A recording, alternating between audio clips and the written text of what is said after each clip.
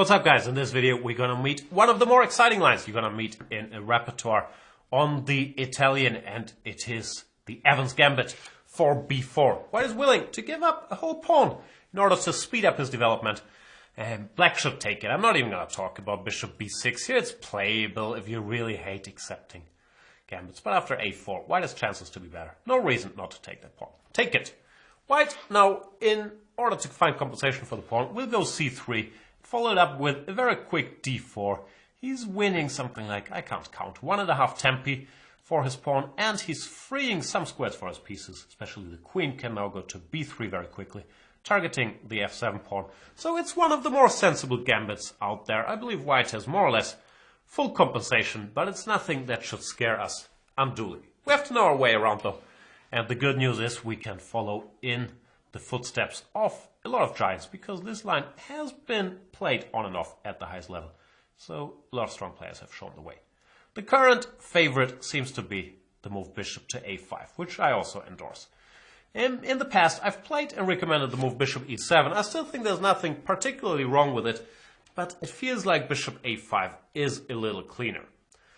The big plus bishop a5 has compared to bishop e7 is on e7 the bishop stops the black queen from going to e7 or d7, covering the f7 square. Therefore, after the move d4, black can't really play d6 as he would like to, because now queen b3 is awkward. Speaking of awkward, targeting the f7 pawn.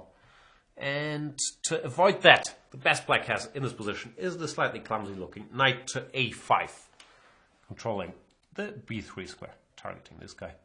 When the move that bothers me, and the reason I stopped liking this line, is the move bishop to d3 here. The best black can do, apparently, is give the pawn back after d6, d, e, d, e95, knight f6, castles.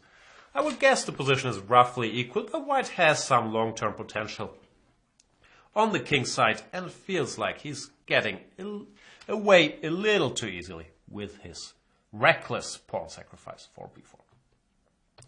Therefore, I have decided to give the alternative and main line nowadays bishop a5 as my recommendation for black.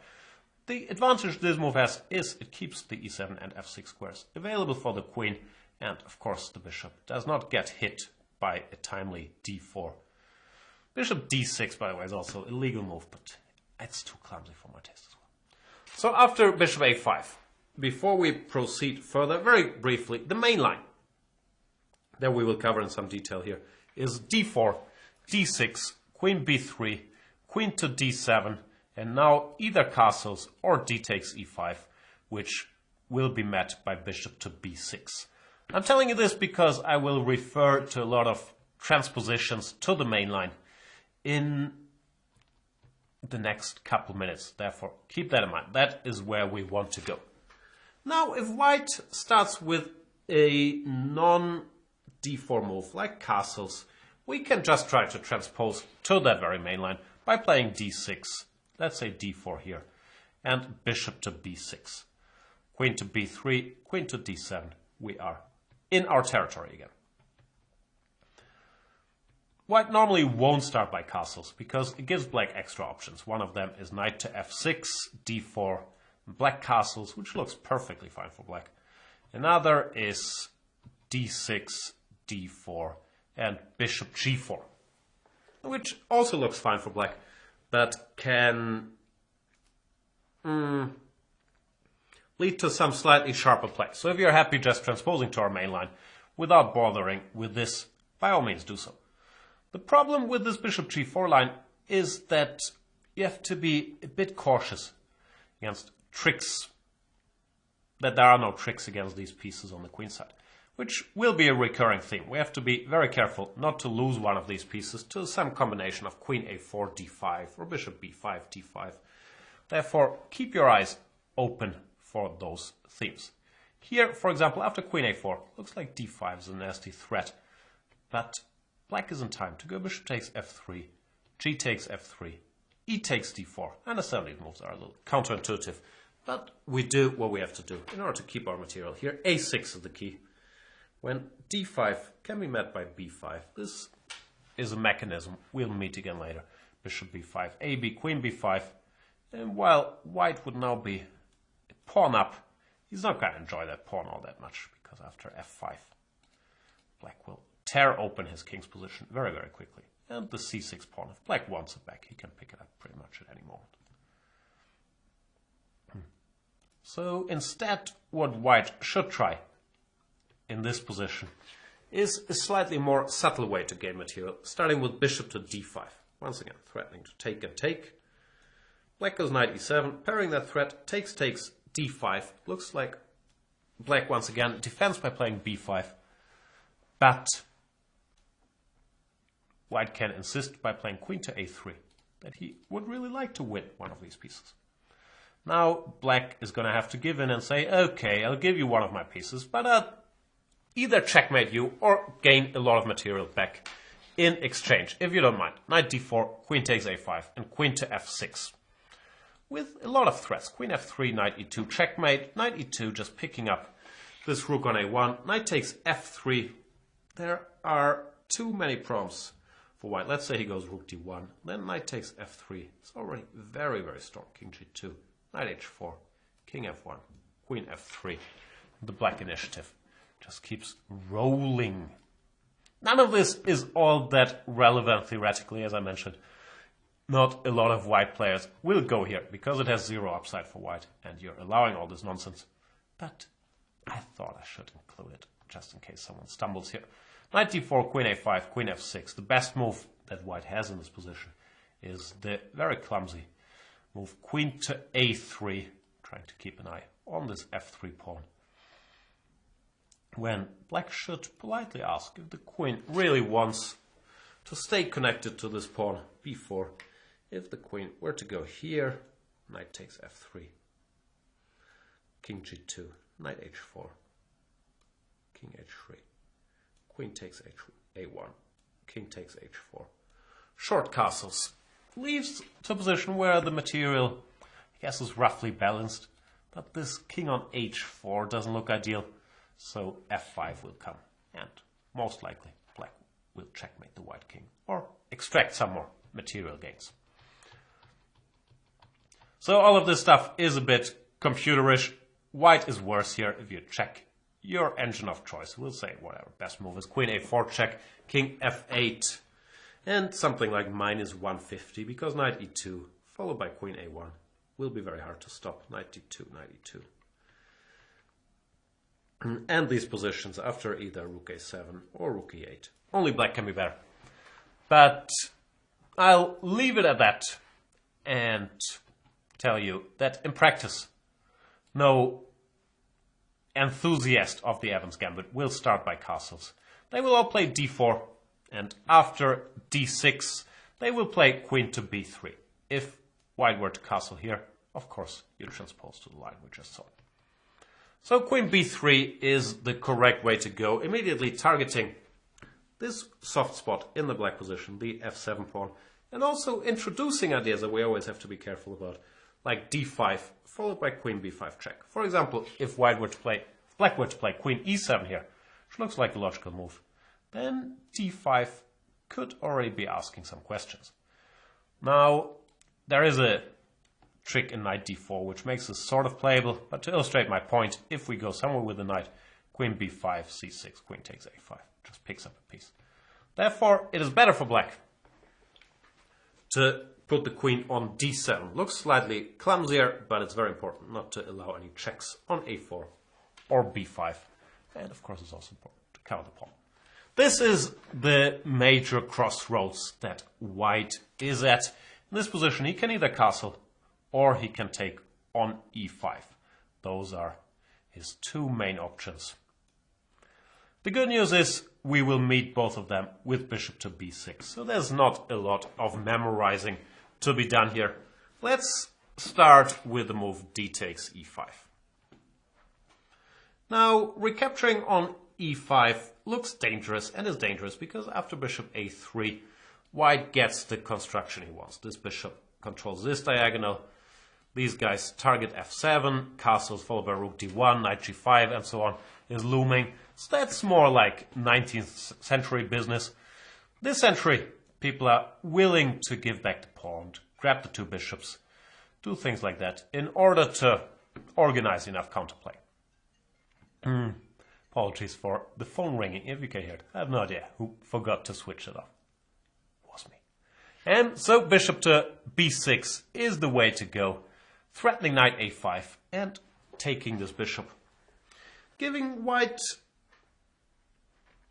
a choice how he plans to handle this. This position has occurred in a few high-level games. For example, Livio Di Piano chose the move a4 here, did he? It's a weird move to make. In his game against Fabiano Caruana, yeah, he played a4. But after knight to a5, queen a2, knight takes c4, queen c4, knight e7, black is at least in no trouble. I think this is also a game Nakamura against Anand, maybe. White got his pawn back, and he's probably not worse after ed, cd, castles. But he's certainly not better either. So this is, yeah, one of the ways that the game could and maybe should develop a5, bishop c5, knight b2, let's say, with a roughly equal position. Queen to g4, organizing to extract the pieces, or queen to c7. Black is fine, but white should hold, let's say. Instead, I believe in that game, Nisipianu played the immediate bishop a3, not including ed. And here the computer says that d5 is already very strong for black. And after e takes d5, queen takes d5. Black is clearly better.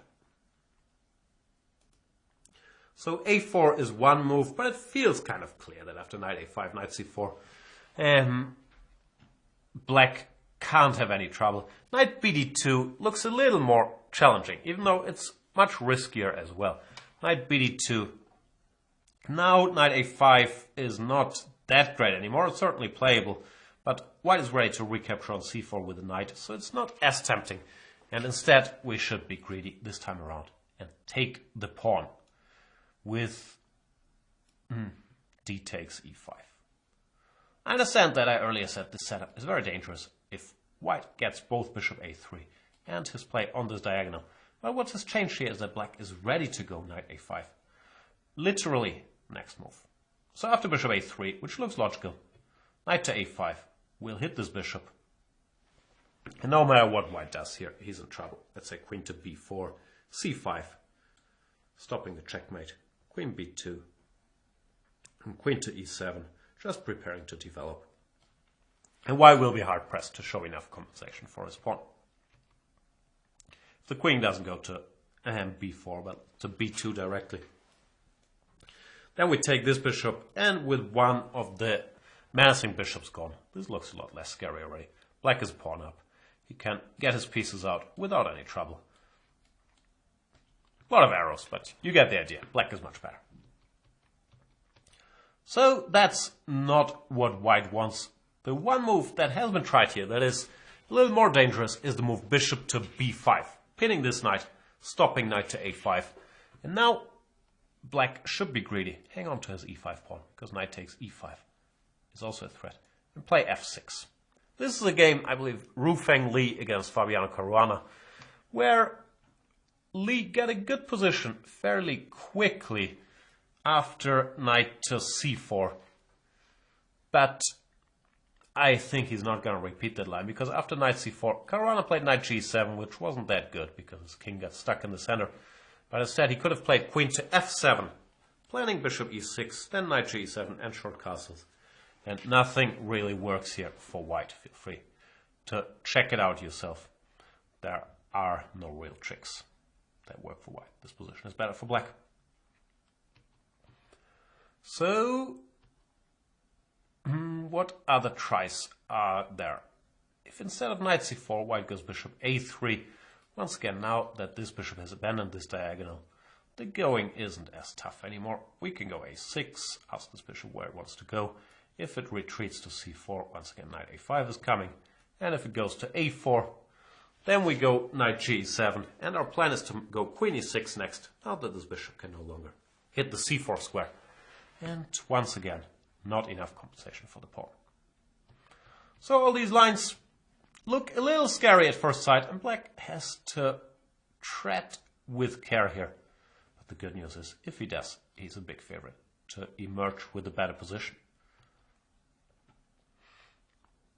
to sum up, we go bishop b6, planning knight a5. After a4, we do play knight a5.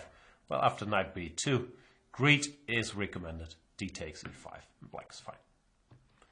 Now this is not too appealing to white players, of course, therefore some have tried, instead of d takes e5, to keep the tension and to go short castles here. Of course, not of course, but as mentioned, black goes for the same idea again, with bishop b6, intending knight to a5. It's important to do this and not to play some move like knight f6 here, because then all of a sudden d takes e5, let's say d takes e5, rook d1, things could end very, very badly for black. Here, his queen is under attack, queen e7, bishop a3, and the game would be over. We don't want that to happen. So instead we go bishop to b6, planning knight to a5, and staying flexible with this knight's development for now. White has to make up his mind on how he would like to proceed. The most common move in this position is the move knight bd2, keeping the center. Fluid for now, and offering another pawn sacrifice on d4, which we should decline with a heavy heart. Because after ed, cd, knight takes, bishop takes, rook b1, the position gets a little too open once again, and white seems to have excellent compensation. For 2 pawns, this is not the line I want to investigate any further. It already looks very scary. Instead, we do what we always do. We go knight to a5. Hunt down this bishop, or at least pretend to.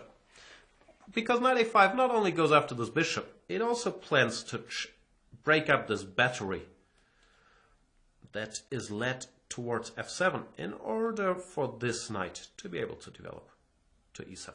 Queen c2 is the most logical move, and here black faces a bit of a choice. I haven't made up my mind. The move played in practice, and the move that equalizes, is the move knight e7, developing this knight to e7 and not f6, so de5 doesn't hit it. And after de, black just castles when the position is roughly equal. Once again, we return our pawn. Finish development. Equal position. I think there were some games here, some Nigel Short, Hare Krishna game, when, I don't know how it continued, rook d1, rook d1, let's say, rook d8, and both sides have finished development, both sides have pawn weaknesses. Position is equal. Black can either proceed with some action on the king side, or by just untangling. Nothing to worry about in particular, but also hard to claim an advantage. That's the sane option and the one tested in practice. One last thing I should mention after knight e7. If white goes bishop d3 here, then black can once again think about getting greedy. Because now that this bishop has abandoned this diagonal, I don't really think there is enough compensation for the pawn. We just go knight to g6, then castle. And yeah, black is better already, so that's not a serious option. But if we think, why should we give our hard-earned pawn back, then we have an alternative, and that, in this position, is the move e takes d, c takes d, and now knight e7. Saying, you know what, now that I'm so close to finishing development, I don't mind you having the center. I'd rather have the extra pawn. This looks fine for black. I've checked it a bit. I couldn't really come up with anything particularly scary. Bishop d3, castles, e5, knight g6. Black is fine. This knight can return to action by going to c6. If white tries to stop that, I don't know how, ed, cd, d5, then we go queen to c7 and try to develop some other pieces first. It's very hard for white to maintain an initiative here. Well, black still has this extra pawn. I also thought about d5, trying to keep this knight sidelined. But once again, white is giving up a lot. He's down a pawn, knight g6 is coming, knight f4, queen g4. And you can't really attack this knight. Well, black can start thinking about organizing an initiative on the other side of the board already. So none of these lines scare me for black. And honestly, I think this is a novelty. Novelty alert. E takes d4. I just do this. E d cd, knight e7. Develop pieces. pas de problème.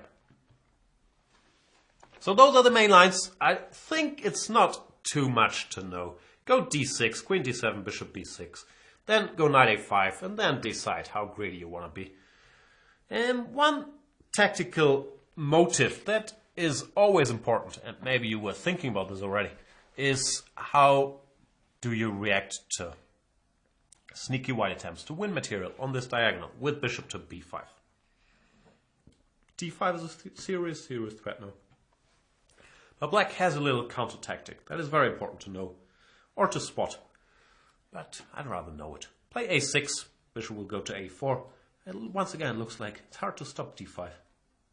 But the good news is we don't have to. We go bishop to a7. Looks very humble. But the point is after d5. You go b5. D takes c6, queen takes c6. And guess who's trapped? It's the bishop on a4. Therefore, yeah, this position is probably already winning for black. So this is an important move to know or to spot. Bishop a7, preparing b5. There were some alternatives. The line continues a bit actually. If you feed this to a computer, he will say queen to b2, b5, bishop c2, rook to b8, and white has some compensation for the pawn. But it's nothing we need to know any more about. It's obvious that black is doing extremely well here. What I want to show you really is this idea a6 followed by bishop a7 and being ready to meet d5 with b5.